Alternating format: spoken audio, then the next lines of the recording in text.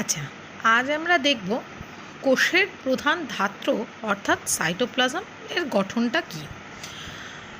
কোষের ভিতরে বিভিন্ন রকমের অঙ্গাণু থাকে তোমরা জানো। সেই অঙ্গাণুগুলো কোষের মধ্যে একটা ধাত্রের মধ্যে অর্থাৎ একটা অর্ধতরল অংশের মধ্যে সাজানো থাকে। ঠিক যেমন আমরা জলের মধ্যে যদি কোনো বস্তুকে ছড়িয়ে দিই, যেরকম সেই জিনিসগুলো জলের মধ্যে ভাসবে, এখানেও ঠিক তাই কোষের মধ্যে যে কোষীয় অঙ্গাণুগুলো থাকে সেগুলো কিন্তু শুকনো অবস্থায় থাকতে পারে না, সেগুলো কিন্তু কোষের মধ্যে একটা অর্ধতরল জেলির মতন অংশের মধ্যে ভেসে থাকে এবং এই অংশটা কিন্তু অবশ্যই সজীব অংশ হয়ে থাকে এবং এই অংশটাকে আমরা বলি সাইটোপ্লাজম। এই সাইটোপ্লাজমের প্রধানত দুটো অংশ আছে, একটা হলো সাইটোসল আর একটা হলো কোষীয় অঙ্গাণু। সাইটোসল তাহলে আমরা কাকে বলবো? সাইটোপ্লাজমের যে অর্ধতরল অংশ, যেটা প্রধান ধাত্র অংশ, অর্থাৎ কোষীয় অঙ্গাণুগুলো বাদ দিলে যে অর্ধতরল অংশটা পড়ে থাকছে সেটাই হলো সাইটোপ্লাজমের ধাত্র। সাইটোপ্লাজমের ধাত্রকে বলা হয়ে থাকে সাইটোসল। এটা এক ধরনের অস্বচ্ছ, দানাদার বা দানাবিহীন হতে পারে। এই সাইটোসলের আবার দুটো অংশ থাকে। এই সাইটোসলের বাইরের দিকের যে অংশটা অর্থাৎ কোষ পর্দার দিকের যে অংশটা, সেই অংশটা কিন্তু দানাবিহীন হয়ে থাকে। এই জন্যে এটাকে একটোপ্লাজম বলে। আর নিউক্লিয়াসের চারপাশের যে অংশটা অর্থাৎ ভেতর দিকের যে সাইটোপ্লাজমের অংশটা, সেটা কিন্তু দানাযুক্ত হয়ে থাকে, তাই জন্য একে এন্ডোপ্লাজম বলে। এই সাইটোসলের আর একটা নাম আছে, সেটা হলো হ্যালোপ্লাজম। এই সাইটোসলই কিন্তু তাহলে সমস্ত কোষীয় অঙ্গাণুগুলোকে ধারণ করতে সাহায্য করছে। কোষের মধ্যে বিভিন্ন অঙ্গাণুগুলো কিন্তু এই সাইটোপ্লাজমের ধাত্র অংশ অর্থাৎ অর্ধতরল জেলির মতন অংশটার মধ্যে কিন্তু কোষীয় অঙ্গাণুগুলো ভেসে থাকে। সাইটোপ্লাজমের মধ্যে অনেক সময় কিছু ফাঁকা অংশ থাকে। ফাঁকা অংশগুলোতে সম্পূর্ণ পরিমাণে ফাঁকা হয় না, তার মধ্যে হাওয়া বা অন্যান্য বিভিন্ন বর্জ্য পদার্থ থাকে। সেই অংশগুলোকে বলা হয়ে থাকে কোষগহ্বর। তোমরা কোষগহ্বর সম্পর্কে এইটে পড়েছিলে। এই কোষগহ্বরের চারপাশে যে পাতলা সাইটোপ্লাজমের একটা স্তর থাকে সেটাকে বলা হয়ে থাকে টোনোপ্লাজম। এছাড়া সাইটোপ্লাজমের মধ্যে উদ্ভিদ কোষের ক্ষেত্রে যখন বিভিন্ন রকমের অকোষীয় পদার্থ বা কোষাঙ্গাণুগুলো থাকে সেইগুলোকে বলা হয়ে থাকে আর্গাস্টিক ম্যাটেরিয়াল। আর প্রাণী কোষের ক্ষেত্রে যখন এই অজীবীয় পদার্থ বা অকোষীয় পদার্থ বা কোষাঙ্গাণুগুলো থাকে তখন সেগুলোকে বলা হয়ে থাকে মেটাপ্লাস্টিক বডিজ।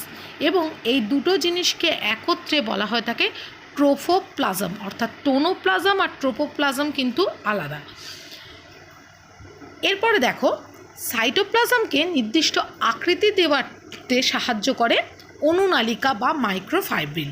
এই অনুনালিকাগুলো কি করে, সাইটোপ্লাজমের মধ্যে পাতলা সুতোর মতন অংশ হিসেবে ছড়ানো থাকে এবং এই পাতলা সুতোর মতন অংশগুলো সাইটোপ্লাজমের যে অর্ধতরল জেলির মতন ধাত্রটা থাকে অর্থাৎ সাইটোসল থাকে, সেটাকে কিন্তু একটা নির্দিষ্ট আকৃতি দান করে, যেটা কোষের আকৃতির মতন সমানুপাতে হয়ে থাকে। এবং এই অনুনালিকাগুলো যে সাইটোপ্লাজমকে নির্দিষ্ট আকৃতি দেয়, এই আকৃতিটাকে বলা হয় থাকে সাইটোস্কেলিটন বা সাইটোপ্লাজমের কঙ্কাল। তাহলে সাইটোপ্লাজমের প্রধান দুটো অংশ আমরা জানলাম, সাইটোপ্লাজমের ধাত্র সাইটোসল আর কোষীয় অঙ্গাণু। সাইটোপ্লাজমের মধ্যে তোমরা জানো বিভিন্ন রকমের কোষীয় অঙ্গাণু ছড়ানো থাকে, যেমন তোমরা তার নামও পড়েছো, মাইটোকন্ড্রিয়া, রাইবোজোম, প্লাস্টিড, এইগুলো। ঠিক আছে, এবার দেখি সাইটোপ্লাজমের কাজ কী। সাইটোপ্লাজমের প্রধান কাজই হলো সাইটোপ্লাজম কিন্তু বিভিন্ন কোষীয় অঙ্গাণুগুলোকে ধারণ করতে সাহায্য করে। এছাড়া আর কি কি করে সাইটোপ্লাজম? সাইটোপ্লাজমের মধ্যে বিভিন্ন রকমের বিপাকক্রিয়া ঘটে থাকে। কোষের বিভিন্ন রকমের বিপাকক্রিয়া কিন্তু সাইটোপ্লাজমেই ঘটে। বিভিন্ন অঙ্গাণুতে ঘটার সাথে সাথে সাইটোপ্লাজমেও কিন্তু বিভিন্ন রকমের বিপাকক্রিয়া ঘটে। এছাড়া কোষীয় অঙ্গাণুগুলোর কাজের মধ্যে সমন্বয় সাধন করে। একটা অঙ্গাণুর সাথে আর একটা অঙ্গাণুর কাজ জড়িত থাকলে সেই যে সংযোগটা সাধন করা বা একটা অঙ্গাণুর থেকে সেই মেসেজটা অন্য অঙ্গাণুতে পৌঁছে দেওয়ার কাজও কিন্তু সাইটোপ্লাজমই করে। এছাড়া অ্যামিবার দেহে তো এককোষী, সেই অ্যামিবার দেহে কিন্তু অ্যামিবার গমনেও কিন্তু সাইটোপ্লাজম সাহায্য করে।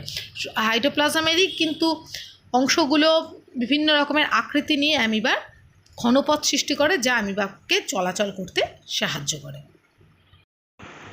এবার আমরা যে অঙ্গাণু সম্পর্কে জানব সেটা হলো কোষের সবথেকে প্রধান অঙ্গাণু অর্থাৎ নিউক্লিয়াস।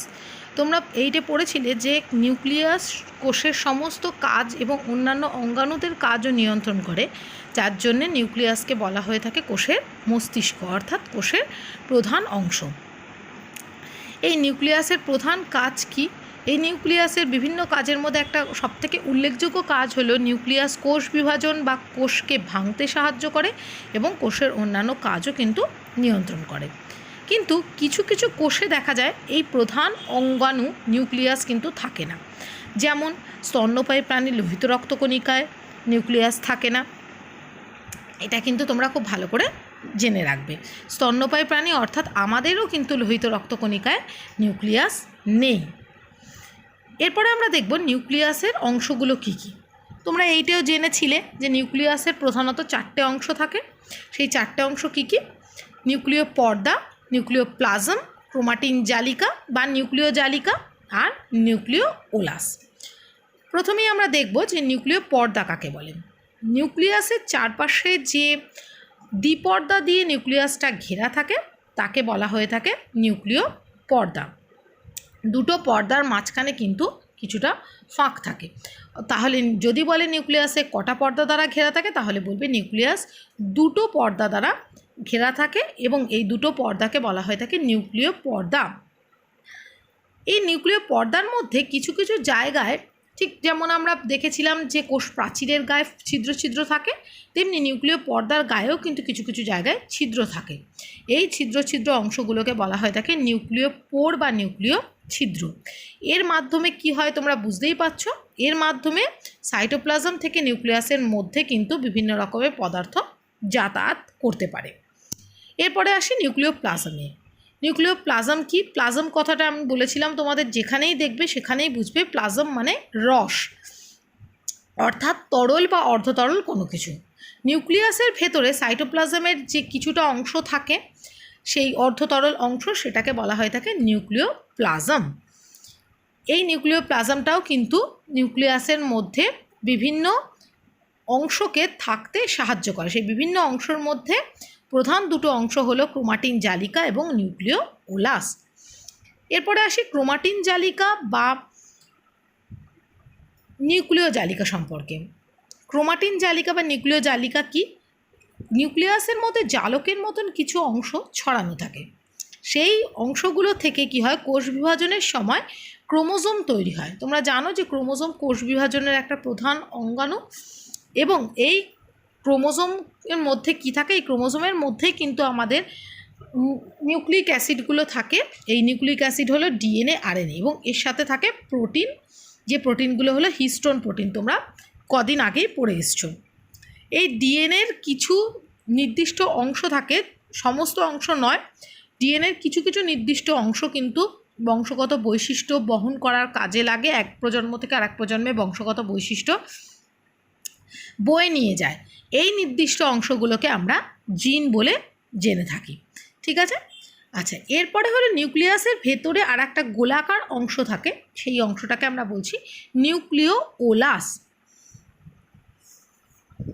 তাহলে নিউক্লিয়াসের প্রধান কাজগুলো কি? নিউক্লিয়াসের মধ্যে প্রধান কাজ হলো নিউক্লিয়াসের মধ্যে যে নিউক্লিয় জালিকা বা ক্রোমাটিন জালিকা থাকে, সেই ক্রোমাটিন জালিকা কি করে, ডিএনএকে ধারণ করে, যে ডিএনএ হলো আমাদের বংশগতির একক, এবং নিউক্লিক অ্যাসিড যেগুলো থাকে সেগুলো কিন্তু সমস্ত বংশগত বৈশিষ্ট্যগুলোকে নিয়ন্ত্রণ করে।